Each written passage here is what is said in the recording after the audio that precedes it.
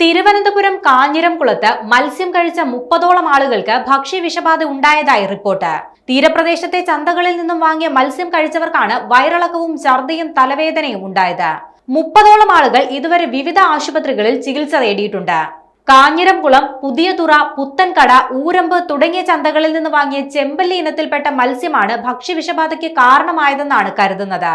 ആരുടെയും നില നിലവിൽ ഗുരുതരമല്ല. കഴിഞ്ഞ ദിവസം വൈകുന്നേരത്തോടെയാണ് വയറിളക്കവും ഛർദിയും ഉൾപ്പെടെയുള്ള രോഗലക്ഷണങ്ങളുമായി പുല്ലുവിള സാമൂഹികാരോഗ്യ കേന്ദ്രം, കാഞ്ഞിരംകുളത്തെ സ്വകാര്യ ആശുപത്രി എന്നിവിടങ്ങളിലേക്ക് ആളുകൾ ചികിത്സ തേടിയെത്തിയത്. ഇവരിൽ കൂടുതൽ ബുദ്ധിമുട്ടുള്ളവരെ നെയ്യാറ്റിൻകര ജനറൽ ആശുപത്രിയിലേക്ക് മാറ്റി. കാരക്കോണം CSI മെഡിക്കൽ കോളേജിലെ 14 പേരെ തീവ്രപരിചരണ വിഭാഗത്തിൽ പ്രവേശിപ്പിച്ചിട്ടുണ്ട്.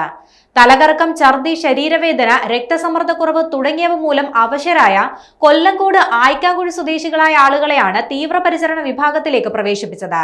ഇവരെ കൂടാതെ തിരുവനന്തപുരം മെഡിക്കൽ കോളേജിലും മറ്റ് സ്വകാര്യ ആശുപത്രികളിലും ചികിത്സ തേടിയവരുണ്ട്. ഭക്ഷ്യവിഷബാധയേറ്റവരുടെ എണ്ണം ഇനിയും വർദ്ധിക്കാൻ സാധ്യതയുണ്ടെന്നാണ് നിഗമനം. അന്യ സംസ്ഥാനങ്ങളിൽ നിന്നെത്തുന്ന ഫോർമലിൻ കലർന്ന മത്സ്യം കരുംകുളം പള്ളത്തെ മീൻ വിൽപ്പന കേന്ദ്രത്തിൽ നിന്നും വാങ്ങി വിവിധ സ്ഥലങ്ങളിൽ വിൽപ്പന നടത്തുന്നുണ്ട്.